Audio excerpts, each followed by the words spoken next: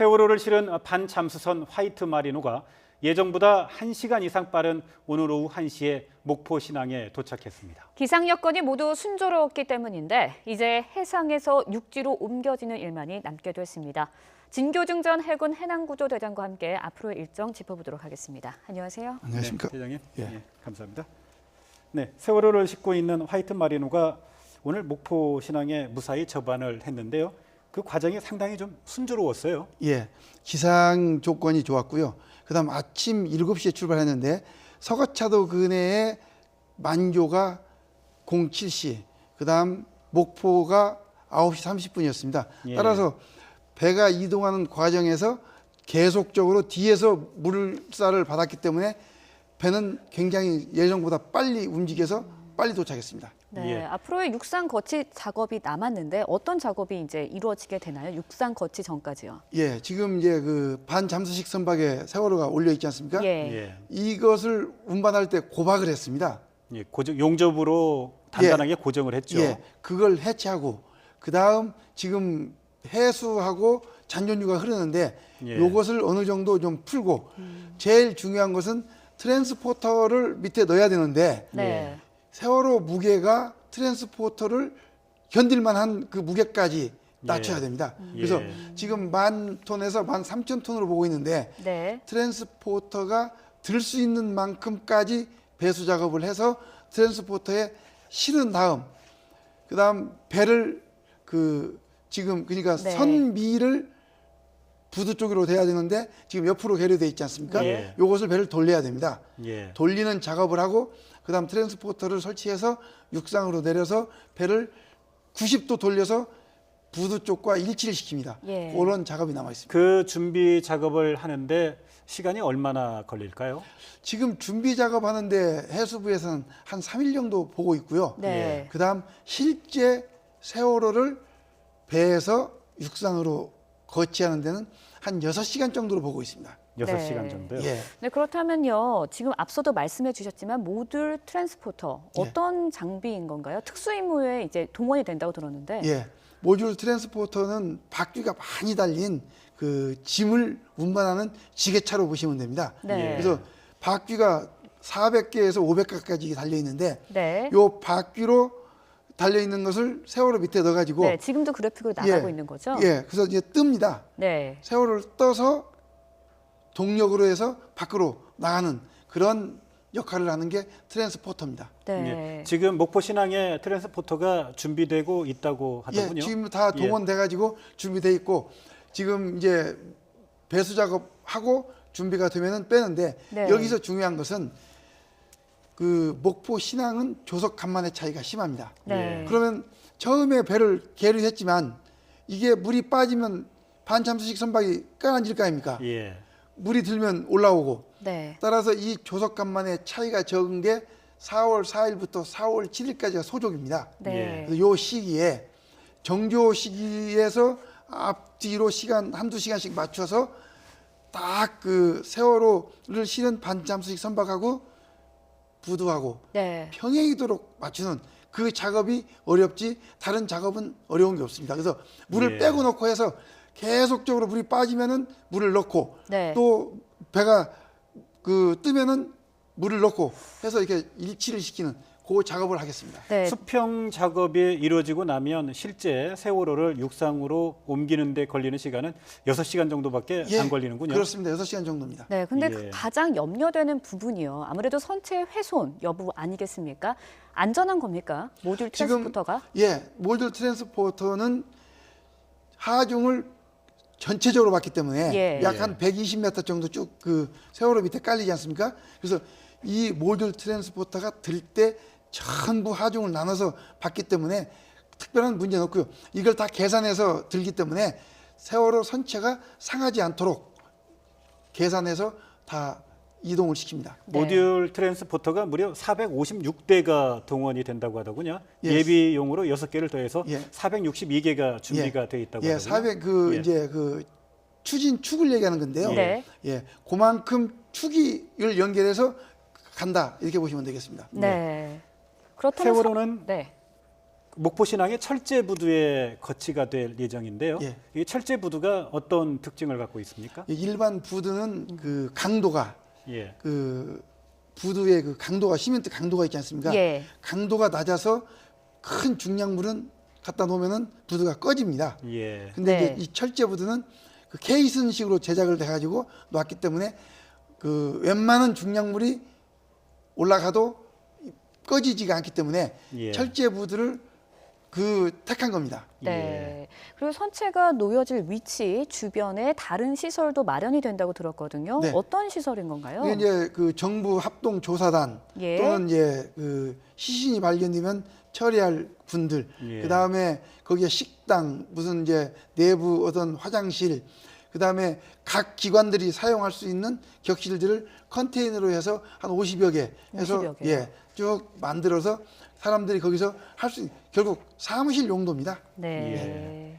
그러면 세월호가 실제 이제 육상에 올라오기까지 예. 정확하게 그 며칠이 남은 겁니까? 지금 제가 볼 때는 뭐 한 3일 정도면은 올라오는데 네. 제일 중요한 것은 아까 말씀드린 대로 소조기 때 예. 물이 들고 빠지는 게 적을 때가 평형 맞추기가 쉽습니다. 네. 그 소조기가 지금 4월 4일부터 7일 사이입니다. 7일 사이라고 예. 하더군요. 예. 그러면 작업이 그 시기에 이루어지겠군요. 그렇습니다. 그래서 4월 4일에서 7일 사이에 반잠수식 선박에서 세월호를 육상으로 이동시키는 작업을 할 겁니다. 네, 생각보다는 시간이 굉장히 꽤 많이 걸리는데 이렇게 거치가 되고 나면 방역을 하고 또 배수 처리를 한다고 들었습니다. 구체적으로 어떤 작업이 이루어지게 되는 건가요? 제일 처음에 이제 배가 육상에 거치되면은 예, 안에 소독을 해야 됩니다. 예. 많은 그 음식물이나 여러 가지들이 이제 부패됐기 때문에 네, 소독을 하고 그 다음 안전 점검을 합니다. 사람이 들어가서 작업을 할 수 있는지 없는지 어디가 무너지지 않는지 안전 점검을 한 다음에 진입로를 확보하고 진입로가 확보가 되면은 네, 그때 이제 시신 수습하고 사고 원인 분석이 동시에 이루어집니다. 네, 육상에 거치된 이후에 맨 처음으로 할 게 세월의 안전도와 유해도 조사와 예. 방역 작업이라고 이렇게 말씀을 해주셨는데요. 예. 안전도와 유해도 조사는 어떤 분들이 하게 됩니까? 그 안전도 점검하는 기관들이 있습니다. 예. 그 기관들이 와서 점검을 하고 그 다음에 유해도 같으면 이제 그 보건소 이런 데서 와서 점검을 해서 이상이 없을 때 사람이 진입합니다. 그러면 네. 안전도와 유해도 조사하는데 얼마나 또 시간이 걸릴까요? 그건 하루 정도면 충분하지 않나 싶습니다. 동시에 이루어지기 때문에 예. 지금 세월호 물 빼고 있지 않습니까? 예. 뭐 지금도 뭐 같이 병행해서 일을 할 수 있다고 봅니다. 그래서 뭐가 하나 끝나면 또 다음 단계 가는 게 아니고 병행해서 같이 일이 이루어진다고 보면 되겠습니다. 정부는 세월호 선체 수색 작업, 미수습자들을 찾기 위한 수색 작업을 4월 10일 정도에 시작할 것이다 이렇게 이야기를 했는데요. 그 말씀을 들어보니까 실제 준비 작업은 그 이전에도 끝날 수가 있겠군요. 예, 제가 볼 때는 꼭 4월 10일로 못을 박는 게 아니고 예. 예. 준비가 되는 대로 안전에 이상이 없다 하면은 준비가 되는 대로 작업하면 되지. 꼭 날짜를 4월 10일로 지금 저 해수부에서는 배도 언제 올린다고 했지만 뭐 땡겨지고 언제 온다고 땡겨지 않습니까? 예. 4월 10일이라는 것은 계획 목적상 일정이고 네. 4월 10일 이전에도 아마 이루어질 것 같습니다. 네, 예. 아무래도 앞으로 가장 중요한 건 선체 수색 작업입니다. 미수습자들을 찾기 위한 수색 작업인데 수색 작업에 대해서 여러 가지 방법이 좀 이야기가 되고 있어요. 어떤 방법이 가장 좋다고 생각하시나요? 우선 세월호를 그 현 상태로 올린 목적이 딱 두 가지입니다. 예, 돈도 많이 들고 기간도 오래 걸리면서 이게 네. 한 것은 세계 유례 없는 지금 인양 아닙니까? 예. 사고 원인 분석, 실종자 완전한 수습입니다. 예. 이 두 가지 목적을 달성하기 위해서 돈도 많이 들이고 기간도 많이 걸렸는데 네, 예. 그대로 올려서 절단을 하면은 사고 원인 분석이 잘 안 될 겁니다. 예, 예. 이유는 그 안에 각종 전선, 그 다음에 화물들이 쏟아져 나오고 네, 두 번째는 실종자 수습인데요. 예, 처음에 그걸 절단하면 이제 불을 대지 않습니까? 네, 불을 대면은 그 밑에 실종자가 있다면은 훼손당할 거고요. 네, 예. 그다음 유품이 불에 탈 수 있고 그렇죠. 고압 물로 한다면은 마찬가지 똑같은 현상이 예. 납니다. 따라서 지금 올린 목적을 달성하기 위해서는 현 상태로 하는 게 좋다라는 것이고요. 그러니까 현 상태로 선체를 올려서 그대로 수색을 하는 게 좋다. 예. 그다음에 이제 해수부에서는 잘라서 90도 눕혀서 하겠다. 그러면 예. 잘라서 90도를 눕히면은 화물이 한쪽으로 다 쏠릴 거 아닙니까? 예. 지금까지 그대로 올렸는데 쏠리면은 지금 3년여 가까이 그 실종자가 세월호 안에 있었는데 네. 많은 그 이 훼손이 됐습니다. 네.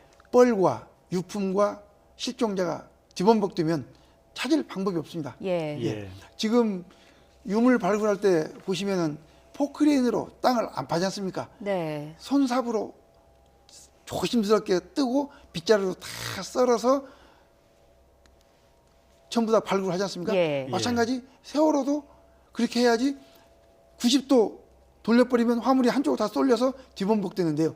가장 중요한 것은 실종자들이 좌연 현측에 있다는 겁니다. 예. 예. 그리고 3년에 걸쳐서 뻘이 쌓였지 않습니까? 예. 뻘이 지금 제가 볼 때는 몇몇 다 됩니다. 네. 예. 그 뻘들이 있는데 그 돌리는 과정에서 뻘과 실종자가 뒤범벅이 되면 찾을 수가 없다. 네. 이겁니다. 그래서 그런지요. 선체조사위원회에서 절단하는 방법을 이제 그 고려하지 않겠다라고 이야기를 했기 때문에 이제 그 가능성은 상당히 좀 적어진 것 같고요. 예. 또 한 가지 김창준 세월호 선체조사위원장이 로봇 카메라를 사용해서 한번 내부 수색을 한번 해보자 이렇게 제안을 했거든요. 예. 그 실효성은 어느 정도나 될까요? 네. 로봇 카메라는 세월호를 어떻게 수색할 것인가는 수색 방법을 결정하기 위해서 사전 조사, 사전 정보를 얻기 위한 것이 예. 지금 그 안에 뻘이 있고 미로 같은 길을 예. 로봇 카메라가 들어가서 할 수 있는 일은 극히 제한됩니다. 아. 따라서 예. 로봇 카메라가 실종자를 수습한다든지 또는 유품을 네. 수습한다 이것은 아니고요. 네. 이 카메라는 들어가서 어떻게 작업을 할 것인가 하기 위한 정보 수집을 하기 위한 방법으로 보입니다. 네, 그러면 아무래도 예. 계획을 짜기 위해서 로봇 카메라가 먼저 수색을 하고 그 그렇습니다. 다음에 미수습자를 수색하는 건 그럼 누가 하는 건가요? 직접 사람이 들어가서 합니다. 아, 예. 그러면 그 우리 네. 군에요. 예, 전사자들의 유해를 발굴하는 그 특수 부대가 있지 않습니까? 그렇습니다. 그런 군부대의 도움을 받는 것도 한 가지 방법이 되겠군요. 좋은 아이디어입니다. 왜냐하면 예. 그분들은 6.25 네. 전쟁 때 그 많은 분들이 희생한 예. 중공군 네. 또는 연합군, 예. 그다음에 한국군 전부 다 지금 수술을 하지 않습니까?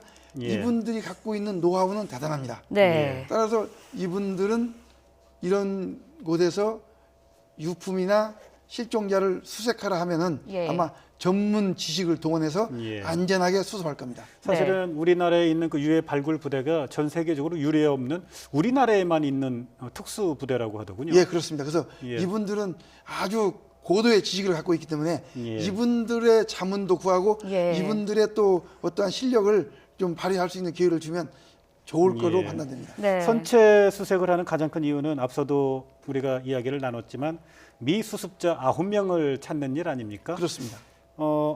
미수습자 9명 과연 어디에 있을까? 이게 가장 큰 관심사인데요. 전문가 입장에서 봤을 때 그 가능성이 큰 부분이 어디일까요? 예, 제가 그 93년도 서해 예. 페리오 사건 때 292명 희생자를 다 수습을 했습니다. 예. 네. 당시에 잠수사를 네, 지금도 그래픽이 나가고 예. 있는데요.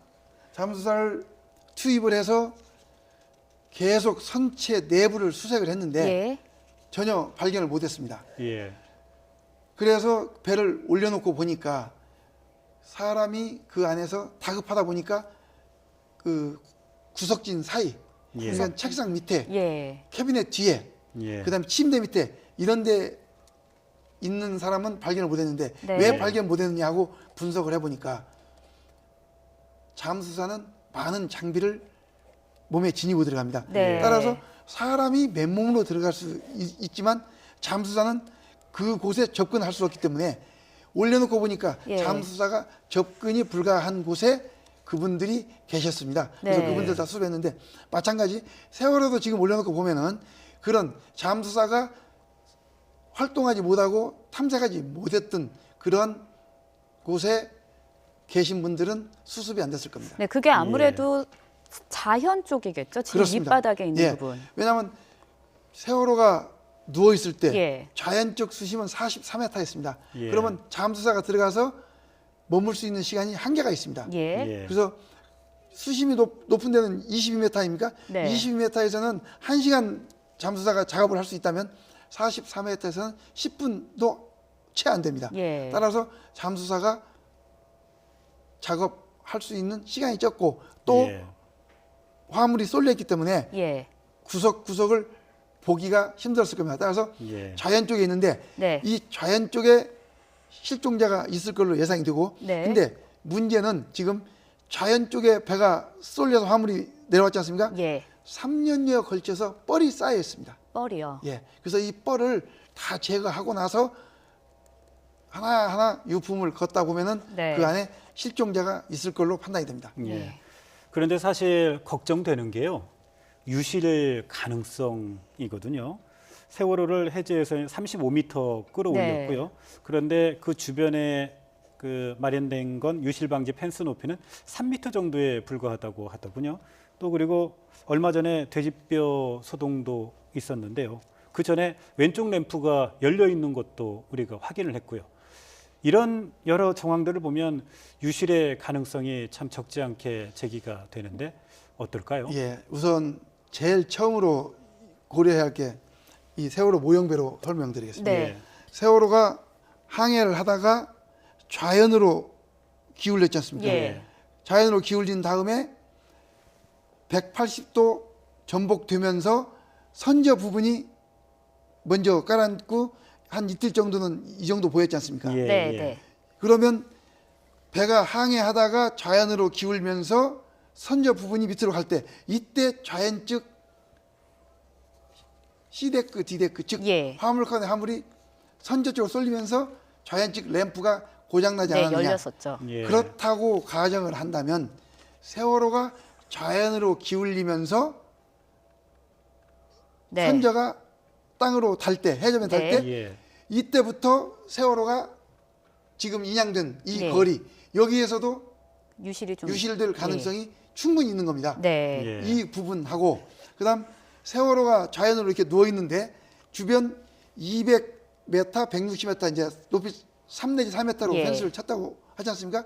그런데 세월호를 들을 때 들을 예. 때. 35m까지 들었습니다. 예. 그러면 펜스는 3, 4m고 예. 네. 세월호는 33m 들었으면은 30m 가까이가 떠 있었지 않습니까? 예. 그러면 물속에서 물이 흐르면 네.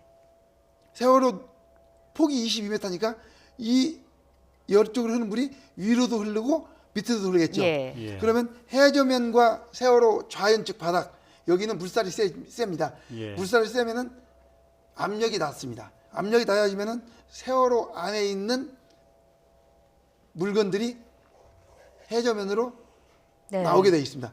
그런데 이걸 왜 걱정을 하냐면 세월호를 반잠수식 선박에 올려놓고 보니까 좌연 선수 부분에서 돼지뼈가 나왔지 않습니까? 예. 역으로 얘기하면 좌연 쪽 부분에 유실 방지막이 온전하게 쳐지지 않았다라고 볼 수 있기 때문에 세월호를 들고 반잠수식 선박까지 3km 이동했지 않습니까? 예. 이 과정에서 유실되지 않았다라고 할 수가 없지 않습니까? 사실은 좌현 쪽의 경우에 뻘 속에 네. 파묻혀 있었기 때문에 유실 방지막 설치를 하기가 참 쉽지 않았을 겁니다, 아마. 그런데 지금 그 해수부에서는 세월호 밑에 리프팅 빔을 넣지 않습니까? 예. 리프팅 빔을 넣을 때 좌연 측도 유실 방지막을 설치했다라고 네. 예. 지금 발표를 했고요. 예. 그러면 역으로 3km 전, 그죠? 세월호를 들었을 때 이 위치에서 3km 이동하는 과정에서 요 좌연 측에서 유실되지 않았다라고 볼 수가 없다 이겁니다. 네, 예. 그렇다면요. 이제 예. 또 중요한 게 수습자, 미수습자를 수색하는 것도 중요하지만 아무래도 사고 원인을 밝히는 것도 굉장히 중요합니다. 굉장히 강한 핵심 증거거든요. 어떤 점을 좀 밝힐 수 있을까요? 우선 세월호가 지금 올라와 있지 않습니까? 예. 그러면은 그 방향타를 볼 수 있고요.